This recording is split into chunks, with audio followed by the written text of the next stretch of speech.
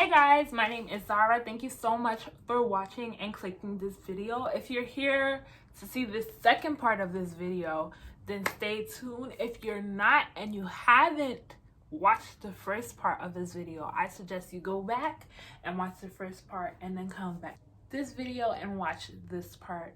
This is going to be a 3-part video, but yeah, if you haven't watched the first one, I suggest you go watch the first one and stay tuned for the rest of this video. So it should be playing right.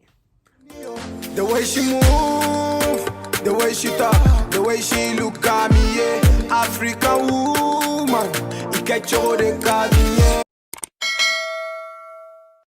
This is the first time I ever felt like this. Like I could not breathe and I needed help.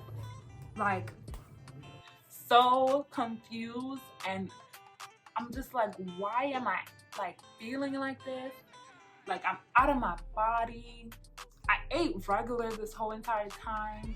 I try to cut down on acidic food because that's what my doctor told me. Like my cardiologist, he said, oh, if you have acid reflux, your chest hurts, stuff like that. So I was trying to cut out acidic food, trying to research that, and just started eating like lean chicken and stuff like that. So I was just confused on why am I breathing so hard. Mind you, I left to work at 5 o'clock. So where was I?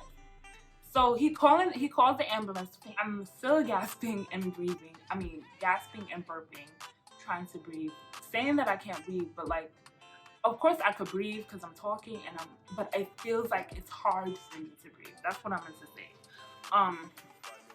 So it's 2 people in the truck. You know, the person who drives the truck, the ambulance, and the person who's inside. So the person who's inside is comforting, and he's asking me for my ID. He's like, "What's wrong with me?" And like, "Do I have asthma?" Basically asking the same questions that the police officer was asking. Do I have asthma? Do I always have panic attacks, or is this the first time? Blah, blah, blah, blah. Right? So I'm like, yeah. And I'm like, I can't breathe.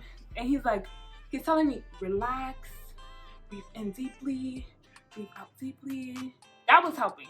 And I was sitting down in the truck. I gave him my ID and everything. So the other guy who was driving the truck came in, like, he blew my the whole entire time. Because mind you, I'm having, even if I'm breathing, I'm having a panic attack, and you're not like even being considerate of, like, this is my first time, and I'm just, like, you're not comforting the patient. Like, that's what you're supposed to do. Like he was basically like, you clearly could breathe because you're talking. Like, all right, I didn't need you to say that. Like, just go back and drive the ambulance truck.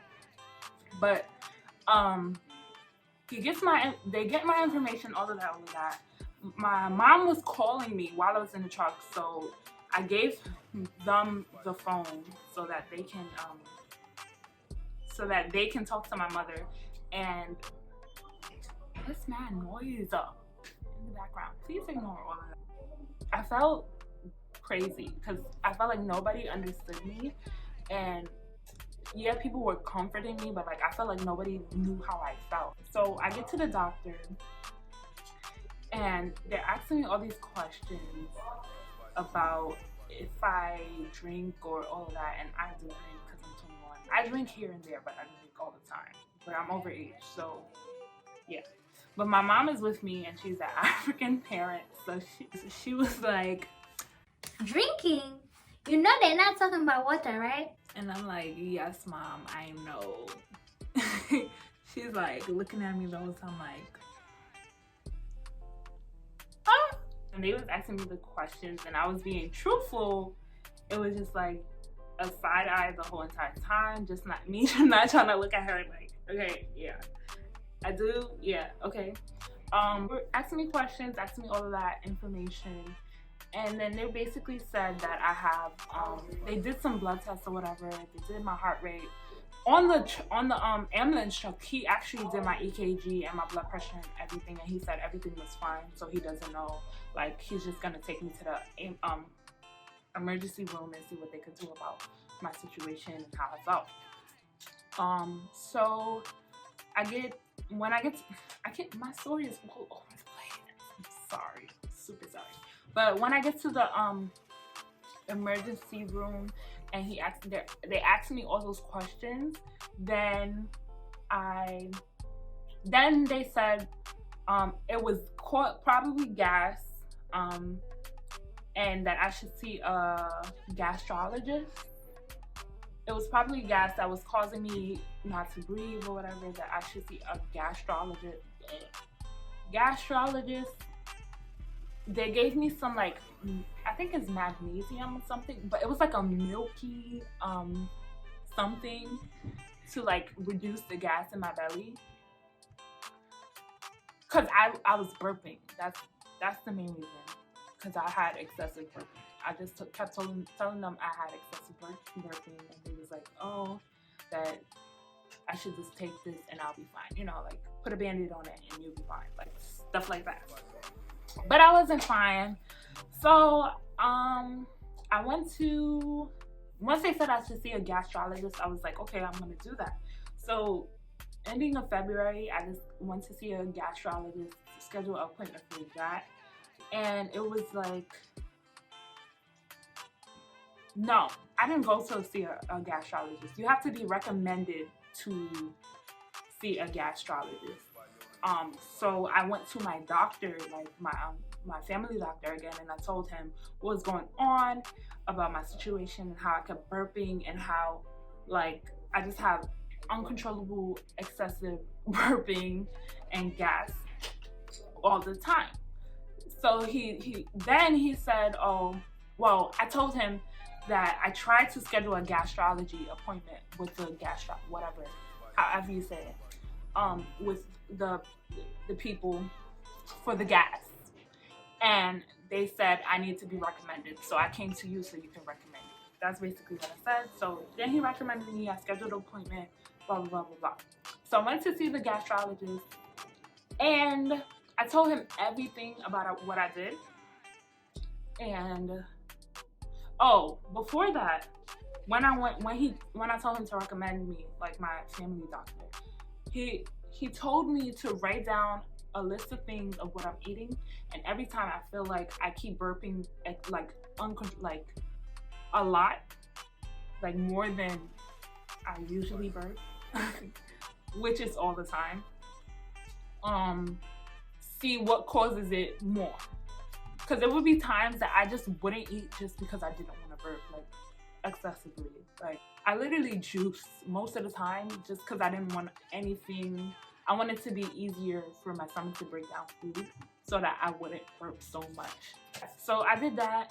I went to the gastrologist. I told him about everything I've been going through, my chest pains, how I went to the cardiologist, how I've been burping excessively, and I'm continuously still burping excessively. And he saw that I was burping excessively, and every time I stopped speaking, he would see my chest move up and down, because I was burping. And he told me he's gonna do some test about, what is it? The endoscopy, which is basically they put a camera down your esophagus and they just see what's going on in your belly and everything like that, to see what's going on. And they said something about I could have I don't know the term, but I'm gonna Google it and put it in right here. But I could have that, and it could either be cancerous or it could not be cancerous. Like, I could take a pill and it would go away, or I could take antibiotics and it could go away, or I can actually have like esophageal cancer. And once I hear cancer, I'm just like praying, like, please God, let me be okay. Like, it's not funny, but like, seriously, I was really, honestly, this whole entire time I was so miserable, like so miserable. This whole 2 months, I was so miserable because I was just going through a lot. And mind you, I was doing all of this, going to work regular, like nothing was happening. Like, nothing at all was happening to me. Oh, before he scheduled me to do the endoscopy test, but before that, I was researching excessive burping, and I found some lady on YouTube who was like an older lady, and she had excessive burping. And then she told me, well, she mentioned that she had a hiatal hernia. And this is important because, like, yeah, just pay attention to that, a hiatal hernia, right? So she was saying how she basically became vegan. And in my mind, I'm like, I'm not becoming vegan. Like, I'm not doing that because I love what I eat. Like, I love every single thing that I eat. Like, I love food. Like, I love cheese. I love all of that. I'm not becoming vegan. Like, I'm not doing that. I may like cut meat out my diet for a portion of time. I could be a pescatarian, but I am not being vegan. I could be vegetarian, eat cheese, but I am not being vegan. Mind you, I put this in my brain, and now I'm vegan, right? So, what happened? She was telling me how she was burping excessively, and she started doing acid reflux diet. So that's what I started doing. Like, I was just like, I'm not about to eat most reflux. But yeah, before that, I watched that video. So now it's the day of my endoscopy test. You cannot eat before your test because it's like they put anesthesia on you. It's not surgery, but they put anesthesia. Kind of is because they take like a piece of your esophagus, like a piece, to see if it's any cancerous cells in it too, and then they put a camera in there to see what's going on with it, basically. So they did that and told me like they didn't see anything, but I have a hiatal hernia. So once they said that, I was like, wait, this girl, this older lady who had the same thing, who was burping, all of that, and has a hiatal hernia, like has been going through this whole thing. So probably it's my hiatal hernia, like that is there. So they told me my hiatal hernia was basically underneath my lungs. So that honestly, when I was watching her video, she was telling me how her hiatal hernia is close to her chest. It's basically okay, a hiatal hernia is when your stomach pushes up into your chest cavity, and it's like two stomachs. So say it's a tube. This is gonna look so paused, but please. Say it's a tube, right? This is your stomach right here. And right, this is your chest cavity. So your food goes down into your stomach and then it digests. But when you have too much acid in your food, this part, which is your diaphragm, yeah, your diaphragm, your food goes, when your stomach is too much acid in it, it goes into your diaphragm. So now you have a herniated stomach. So you have two portions of your stomach. It's basically like when you have a balloon, a water balloon, and you squish it, and in between your hand, you have a little bubble on the top and a bubble on the bottom. So now your diaphragm is on your stomach, like with your stomach, like squishing your stomach, and it's a stomach over here and a stomach over here. So yeah, if that makes sense. This should make sense. Yeah, it's not rocket science. Basically, I have two stomachs. My stomach is split on the top and on top of my diaphragm and underneath my diaphragm, but it's only supposed to be underneath my diaphragm. So yeah, so she was saying how she had chest pains and all of that. She was saying basically everything that I had, and I felt so good hearing that because I felt super alone, that no one knew how I felt. Like my chest was hurting extremely, and just seeing her go through what she went through. Mind you, she's an older lady. Like, I don't know how old she is, but she's definitely like probably in her, like a middle-aged lady or probably older than that. I don't know.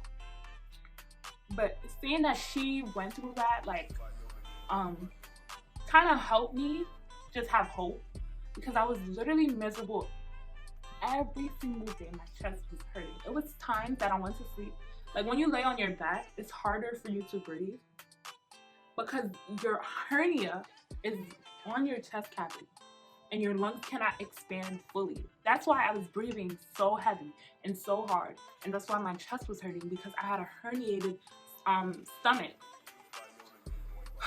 Some nights I will go to bed and I will feel like I'm probably not gonna wake up the next morning, and I know that's not good to say, but like that's literally how I felt. Like I felt so defeated, I felt so scared, and I would literally pray every night, every single night, to help myself get out of the situation. And it would be times that I could not even go to sleep just because my chest was hurting and I was burping excessively. I literally, through probably that whole entire 4 months, I probably slept 3 hours a day every day because I could not go to sleep at all. Like it felt so horrible. I was so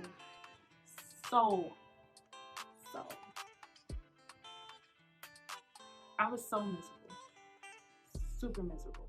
Like, I would not wish that on anybody, not even my worst enemy, anybody, to feel what I was feeling. And nobody knows how I felt. Like, yeah, I would burp a lot, all of this, but nobody knew how I felt. Like, I just felt alone because no one understood, like, how I felt and how scared I was. And I hid it because it's like, yeah, you can tell people, but what can they do? They can't understand. They can't feel how you feel. Like, every night thinking that you weren't gonna.